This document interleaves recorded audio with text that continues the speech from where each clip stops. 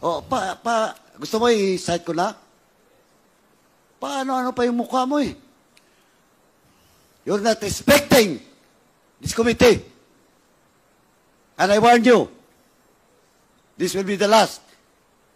Anyway, naunahan lang ako ni Chairman Akop. Kasi, General Wilkins, eto, last warning ko sa iyo sa nangyari, you're lying. Gusto mo i-cite ko na? Paano pa yung mukha mo eh? You're not respecting this committee. And I warn you, this will be the last. Kanina nang tinatanong kita, akala mo hindi kita babalikan? Now you admit that it's all about your command responsibility. Well, in fact, magtuturuan na, aserto, dinideny mo. Of course, your words against the words of aserto. Now, eto si Jed. Did you really interrogate personally, Jed Pilapil? Yun nga, Mr. Chair, hindi ko kasi maalala na nakinausap ko siya. Basta alam ko, nasa opisina siya, Mr. Chair. Ayun And I problema. don't lie, Mr. Chair. You're not lying, you lie. Just a few minutes ago. Sa harap ko. Sinabi mo na delegated, that authority was delegated to your personnel. Yes, Mr. Chair. Nung tinanong ka ni Chairman Akop, inamin mo. Question of command responsibility. Are you not lying? No, Mr. Chair. Also, Mr. Chairman, with that, I move to cite in contempt General Wilkins. Pasensyahan po tayo dito. In violation of Section C, Section 11, letter C, of our rules. So move, Mr. Chairman. Pinagbigyan na kita. Yun pa ang sagot mo? There is a motion to cite in contempt. Sinabi mo na persons of interest. Now, sabi mo naman, yung focus nyo is from the other project or lab. But still, kung pwede naman yun, the following day, because those 11 persons of interest with regards to drugs, di ba? DG Tapos, nung pinakawala ng sandali po, pinakawala ng BID, okay lang kayo? Sige nga, di ba? Simple lang po. Dineklara mo, persons of interest of 11, nirelease ng BID. Ang reason mo is that you're busy on those other projects. The day after, a week after, di ba? Hindi naman tayo dito, hindi ako pulis, pero marunong din ako mag-imbestiga. At kung ako nandun, kung talagang tunay na trabaho natin, hindi ko hayaan yun na makawala. Without doing deeper investigation that 11. Ngayon, yung reason mo, hindi mo matandaan. O BID. Nandito ba ang BID? Earlier, they were here, Your Honor. Mr. Chairman, can we direct the BID? Nandiyan naman po yung PETSA. Nung Dumoy raid, can we direct the BID? Who are those officials of the BID? Mr. Chair. In Davao? Okay. Comsec, please coordinate with BID. Para magkaalaman. Baka mamaya, yung BID na yun. Okay. Congressman Acop, with the indulgence of Congressman Paduano. 20 years ago. Thank you, Mr. Chairman. Mr. Chair. And the indulgence of Congressman Flores. Yes. Of course, I will lead to Sorry, Chairman Your Honor. Acop, of course. Para lang ito yung information kasi hinahanap ni Honorable Paduano kung sino ang BID noon eh. We have here Police Superintendent Winnie Kidato who was then the BID head. Hindi po ba? Good afternoon. On record na nasa akin. Good afternoon, Mr. Chair, Your Honors. I was then detailed with the Bureau of Immigration at that time. But I'm not the head, Your Honor. Oh, are you familiar with that case? Yes, Your Sir? Honor. Oh, so what happened with that 11? That was turned over to you. They were not turned over to me, Your Honor. No, to the BID, to the Bureau. Yun yung claim niya, no eh. Do you confirm that there are 11 Chinese personality that was endorsed to you? Your Honor, I was assigned in the main office of the Bureau of Immigration. So you're not familiar with that case? I am familiar because I was called at that time by our commissioner, Commissioner Alipio Fernandez, to go to Davao. So that was on the, he called me up on the 31st of December to go to Davao.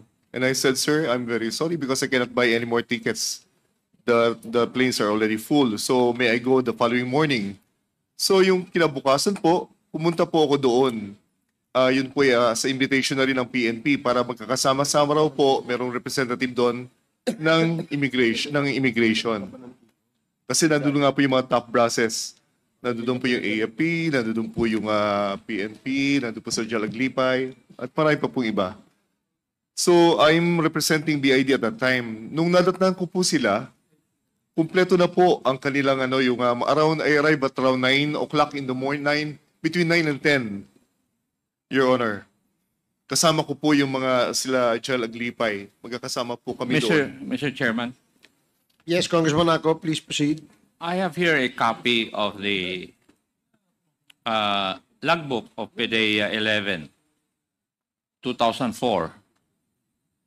Logbook number 4061, dated January 1, 2005, at 10:35 in the morning. It's stated here, PDEA personnel left this office led by SPO3 Baltasar Carillo, with the BID personnel led by Police Superintendent Winnie Kidato, proceeded at Arlene Apartment and Torres Street, Barrio Obrero, Davao City, to follow up on clandestine laboratory and Shabu laboratory for records purposes and future reference. It was signed by SPO1 Juanito P. Tanod, Duty Desk Officer. Would this lie? Hindi totoo ito?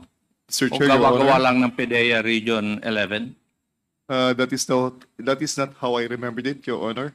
Sorry. I do not know. That's why we are asking questions here. Why? Because we have documents. After po na mag-arrive po ako sa Davao, ay kasama ko po yung mga ibang mga top brass. Bumisita po kami diretso po doon sa site. Doon po sa Dumoy, sa place po kung saan nangyari yung encounter nung gabi, previous na night.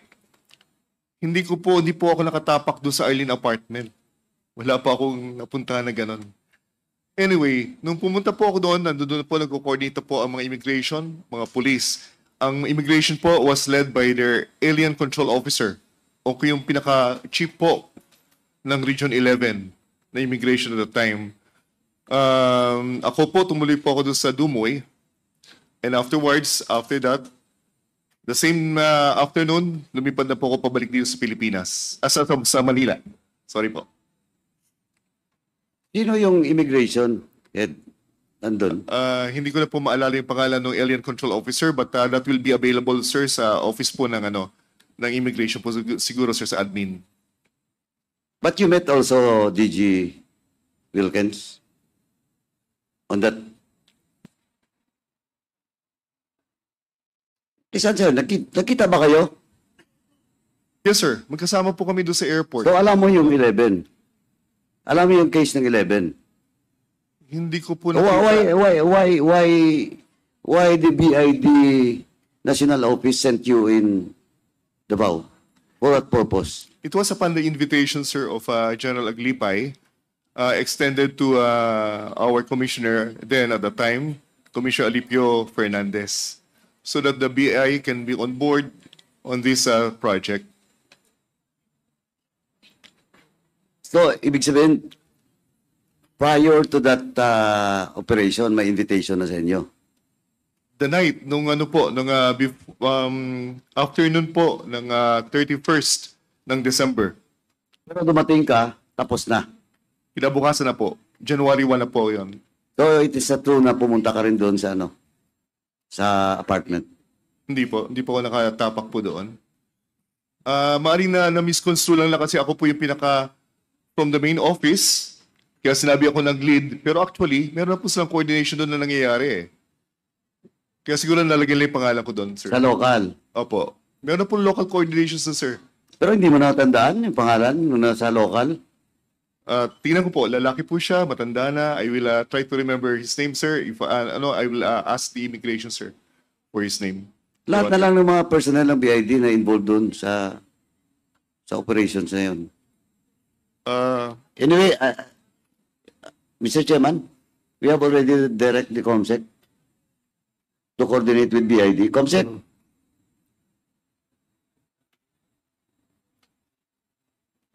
COMSEC? Yung sa BID po, please coordinate. Para makuha natin lahat ng pangalan tapos imbitahan natin na next hearing.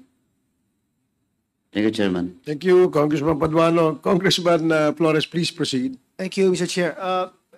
DG Wilkins, sir, last na lang po, a few more questions lang about that Dumoy raid po. Di ba all 6 Chinese nationals were killed in the Dumoy laboratory? Come again, Mr. Chair. Yung 6 na Chinese nationals were killed in the Dumoy laboratory. Tama Yes, ba? Mr. Chair. I saw that picture na parang they were found in different areas of the laboratory. Correct? Come again, Mr. They Chair. were found in the different areas of the laboratory, meaning hindi sila isang room lang. Hiwa-hiwala yun. Yeah. Sa ilalim yon, sa first floor yon, Mr. Chair. Hiwa-hiwalay, di ba? Hiwa-hiwala yun, Mr. Chair. And their death was a result of nanlaban. Yes, Mr. Chair. How many firearms were recovered from that area? 3 o 4, Mr. Chair. I cannot remember. How can that be, DG, if 3 or 4 lang yung firearms tapos 6 yung pinatay na nanlaban? Paano yan? Mr. Chair, yung pinaka-dulo, kasi nagkabarilan na. Yes, sir. Pinakamahirap, Mr. Chair, yung magkabarilan sa loob ng clandestine laboratory dahil may hydrodegenator yon. Okay. Sasabog yon, Mr. Chair. Alright. So, after that, kinlear yung area. Yung isang AIDSOT, Mr. Chair, pumunta sa pinakadulo ng laboratory. HSOT is what? I'm sorry. AIDSOT is Anti-Illegal Drug Special Operations Task Force under Colonel Asierto. Okay. So, wala siyang body. Pumunta sa pinakadulo, Mr. Chair, kasi naandun yung pinaka parang lababo or something, drainage. Mr. Chair, may bigla sumulpot na isang inchik doon. Talagang sinakal yung AIDSOT. That was the 6th Chinese national that was killed. Talagang yung AIDSOT na naandun, Mr. Chair, is walang baril yun, Mr. Chair. Unarmed but was fighting. Pero talagang, Mr. Chair, kasi yung mga tao na 6 doon, ay talagang grabe sa droga. Yung talagang, yung water pipe nila, Mr. Chair, usually water pipe, maliit lang. Yung water pipe nila, Mr. Chair, nasa nasa mineral water. Ganon sila kabigat sa droga during that time. So I just wanted that clarified because I remember na iyan nga, ilan lang yung firearms na recover and that there were more persons who died compared to the firearms that were recovered in that area. So that's why I asked about it. Yes, Mr. Chair. So again, Pidea, can we act on my request kanina na compare natin yung fingerprints based on the case file of that Alan Lim in Cavite? Yes, Mr. Chair. And can we do it as soon as possible para at least Yes, sir, we will masundukan natin submit it. tong identity ng person na to? Ha? Yes, Mr. Chair. Okay, thank you, Mr. Chair. Thank you, Very Congressman quick, Mr. Flores. Chair. Yes, Congresswoman Luistro. Mr. Kidato, sabi niyo po kanina magkasama kayo ni DG Wilkins Villanueva sa airport. Ano pong petsa at oras ito? Paglapag po namin, nandun na po sila. So What time around is that? it's between 9:30 and 10 o'clock. Your Honor. Would you know why nandun si DG Villanueva? Nandun po nagsama-sama po dumating kasi ma'am yung mga top brass. Kasi sinasabi po niya, ako naman po nagre-represent ako ng Bureau of Immigration. si Congressman Alipio Fernandez. So nandun din po kami. And afterwards, sabay-sabay po kami pumunta doon po sa Dumoy, doon po sa laboratory na kung saan nangyari noong previous night yung sinasabing parang enkwentro. Would you confirm kung ang dahilan kung bakit dumating itong top officials is because of the Dumoy Yes, ma'am. operation? Yes, That is ma'am. the reason. So I suppose as well, Mr. Quedato, that during that time, nagkaroon din po kayo ng briefing coming from DG Villanueva, being the one in charge of the operation. Tapos dumating po yung mga key officials. Tama po ba? Hindi po. Nauna po kasi sila General Aglipay at iba po pong top brass. Nahuli po ako. So, ang naabutan ko lang po yun, yung middle ng parang usapan kung ano nangyari nung previous night.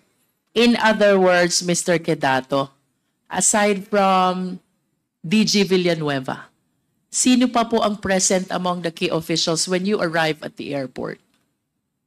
Ang naalala ko po doon, si Colonel Asherto, Wilkins, si previous na Chief of Staff, AFP, Carlos, at mas naalala ko si Ma'am yung aking unit na PNP si General Aglipay po. Kasi siya nag-imbita po sa amin. And of course, you are aware that the reason why you were sent to Davao is because of the Dumoy operation. Tama po ba? Yes, Your Honor. Did you bother to ask for update, briefing from the PIDEA? It was happening at the time when I arrived, ma'am. They were And- doing the briefings. Was it mentioned during the briefing that there were 11 Chinese nationals who were turned over to the Bureau of Immigration? Wala po, ma'am. Wala po noon. Don't you find it- ang sabi lang po sa amin doon, ma'am, there will be another operations.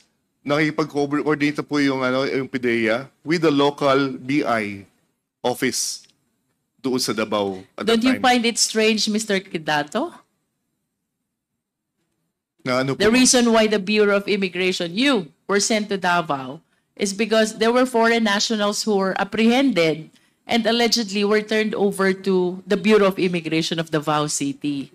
Don't you find it strange na hindi po kayo in-update ni Director General Villanueva about that turned over that happened just a night ago, a day ago? Ma'am, allow me to explain, Your Honor. Nalaman ko lang po na meron pong nangyayaring mga iba pang operations. Nung nandoon na po ako doon sa Dumoy, na sinasabi nila simultaneously meron po silang ini-implement na parang check doon sa other side naman po, doon sa parang apartment. But I have not set foot over there, ma'am. Mr. Quedato, you mentioned a while ago that they conducted a briefing when you arrived. Yes, ma'am. Informal po. And I believe that this is one salient incident which transpired during that Dumoy operation. And the reason why BI is being represented during this time is because it involves foreign nationals. Tama po ba? Yes, ma'am. You were informed that there were 6 killed Chinese nationals. Doon po nakafocus, ma'am, yung Yes, briefing. but why were you not informed that there were 11 Chinese nationals who were turned over alive to the Bureau of Immigration? Later ko na lang po nalaman yun, ma'am, nung bandang hapon na po. From whom? Was it an official information? Yes, ma'am. From General Wilkins, Colonel Wilkins. With all due respect, I find it somewhat like a selective briefing. You were briefed about those who were killed, but you were not briefed at all officially with respect to the 11 turned over alive to the Bureau of Immigration. As I understand from the briefing that he was saying a while ago, ginawa yata po kailang operations sa Arlene. Nung kami nandoon pa yata sa Dumoy, while we were visiting Dumoy, and I had no information about that kung ilan na nahuhuli o may hinuhuli ba, ma'am. Yun lang po. You arrive at around 9 o'clock? Is that what you said? At around between 9:30 and 10 o'clock, ma'am. 9:30 and 10 o'clock of January 1. Yes, ma'am. DG Villanueva, anong oras at petsa niyo po ba tinurn over itong 11 Chinese nationals sa Bureau of Immigration? Mr. Chair, talagang, I'm sorry, talagang hindi ko ma-remember yung doon sa Arlene apartment na after operation At because at I least was focused more on the laboratory. On the kasi follow-up operation. I understand. I aside heard from you. follow-up, Mr. Chair, is nagdatingan kasi doon, yung briefing na kinakandak ko sa airport, Mr. Chair, is that ito yung kinikwento ko yung operation sa Dumoy. It's not really kung ano pa yung mga operation na andyan. Na andun yung top brass, kinuwento ko what happened. Kinuwento ko kung saan nagumpisa, kung saan natapos. Because after that, Mr. Chair, dumiretso na kami sa Dumoy apartment. Sa Dumoy laboratory. Ngayon, merong PDEA, composite ng PDEA, Davao City Police Office, at BID na nag-follow-up operation sa Arlene apartment in which wala akong personal knowledge na dumiretso sila sa Arlene apartment. Ang ano lang is follow-up. Because I'm more focused doon sa mga VIPs na naandun na to brief them on where dito saan ang enkwentro, itong machine na to, para saan ito, because naandun lahat, Mr. Chair. Naandun si late Secretary Reyes, naandun si General Aglipay, naandun si General De if I Leon. may interrupt. I understand that from your own testimony and that of Mr. Kidato, the reason why these key officials arrive in Davao is because of the Dumoy operation. Tama po ba? Yes, Mr. Chair. Would you not agree with me that the apprehension of the 11 Chinese nationals, if not part, is a follow-through of the Dumoy operation?